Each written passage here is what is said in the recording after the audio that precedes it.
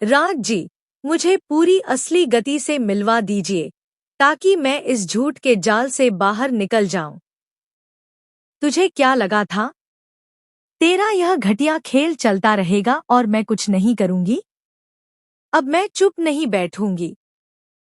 Serial सरू में आ गया है बहुत ही धमाकेदार ट्विस्ट, जहां अनिका को पता चल चुका है कि सरू चंद्रकांत की बेटी नहीं है, क्योंकि चंद्रकांत उसके कान में सब कुछ बोल देता है, मूषक राज समझकर। जी हाँ, यहाँ पर जैसे ही अनिका खड़ी होती है, तभी सरू भी पहुँचती है और कहती है, आपने क्या बोला मूषक राज के कान में? इसके बाद सरू तो चुप हो जाती है, लेकिन तभी अनिका चिल्लाती है, तुझे क्या लगा था इतना सब कुछ सुनने के बाद मैं शांत रहूंगी? अब देख मैं क्या करती हूँ। अब मैं तुझे छोड़ूंगी नहीं। चंद्रकांत भी अनिका को देखकर एकदम सदमे में आ जाता है और सीरियल बहुत ही धमाकेदार हो गया है।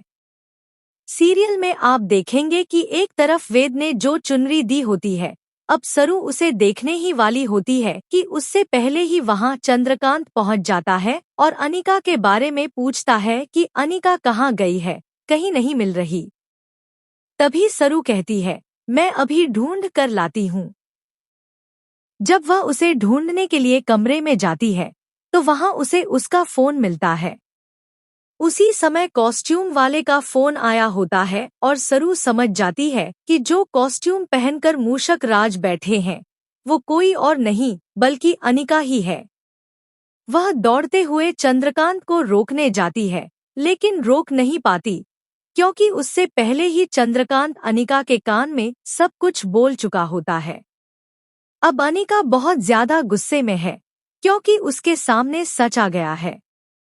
लेकिन इतना ही नहीं, दूसरी तरफ वेद और सरू को अलग करने के लिए भी उसे एक कड़ी मिल गई है। जी हाँ, वेद ने अनिका के कानों में बताया होता है कि उसने सरू को एक गिफ्ट दिया है, और अगर वह चुनरी पहनकर उसके सामने आ गई तो वह समझेगा कि उसकी हाँ है। लेकिन अनिका उस चुनरी को ही नष्ट करती नजर आएगी, जिसके बाद वेद का दिल टूट जाएगा और उसे लगेगा कि यह सब सरू ने किया है।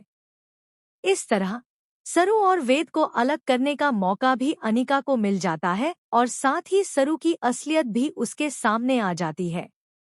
अब देखना दिलचस्प होगा कि सरू खुद को अनिका से कैसे बचाएगी, क्योंकि अनिका सबसे पहले जाकर अपनी नानी को यह सच बताने वाली है। तो भाई, आप कितने एक्साइटेड हैं आने वाले ट्विस्ट के लिए? हमें कमेंट करके ज़रूर बताएं। और ऐसे ही अपडेट्स से जुड़े रहने के लिए हमारे चैनल को सब्सक्राइब करना न भूलें।